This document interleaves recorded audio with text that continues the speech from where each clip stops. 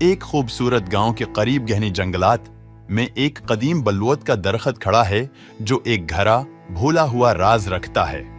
یہ کہانی میاں نامی ایک بہادر اور تجسس پسند لڑکی کی ہے جو بھولی ہوئی بلوت کے پیچھے چھپے راز کو دریافت کرتی ہے۔ اس سفر میں سسپنس، جذبات اور غیر متوقع موڑ شامل ہیں۔ مایا ایک 12 سالہ تجسس پسند لڑکی جو روشن آنکھیں اور مہم جوئی کی روح رکھتی ہے، اپنی دادی کے اٹیک کی صفائی کرتے ہوئے ایک پرانا بوسیدہ نقشہ پاتی ہے۔ نقشہ قدیم بلوت کے درخت کی طرف اشارہ کرتا ہے اور اس پر ایک پراسرار پیغام لکھا ہوتا ہے۔ صرف دل کا صاف انسان ہی سچائی ظاہر کر سکتا ہے۔ دلچسپ ہو کر مایا تحقیقات کرنے کا فیصلہ کرتی ہے، حالانکہ اس کی دادی نے اسے درخت کے پراسرار ماضی کے بارے میں خبردار کیا تھا۔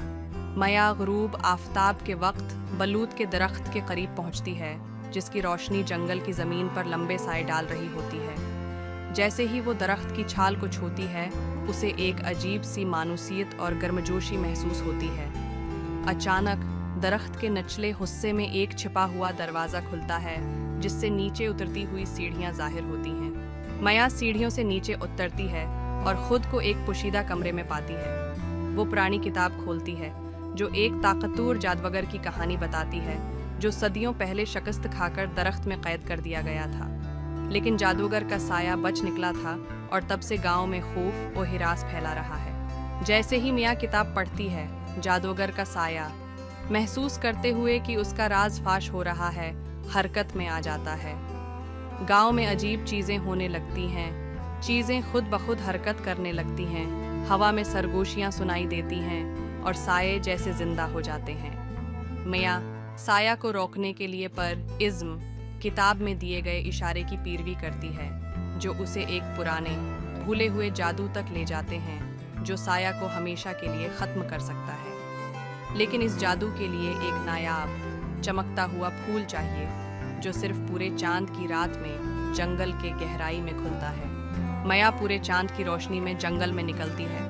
ایک خوفناک سفر کے بعد وہ چمکتا ہوا پھول پا لیتی ہے اور احتیاط سے اسے توڑتی ہے۔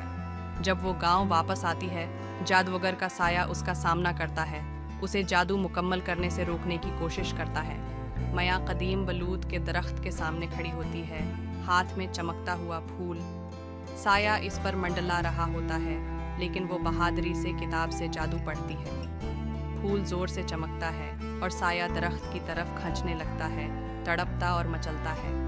ایک آخری روشنی کی چمک کے ساتھ سایہ دوبارہ درخت میں جذب ہو جاتا ہے، ہمیشہ کے لیے جادوگر کی قید کو مضبوط کر دیتا ہے۔ میاں گاؤں واپس آتی ہے جہاں دھند چھٹ چکی ہے اور عجیب واقعات ختم ہو چکے ہیں۔ گاؤں والے اس کی بہادری سے ناواقف ایک نئی امن اور سلامتی کے احساس کے ساتھ اپنے دن گزارنے لگتے ہیں۔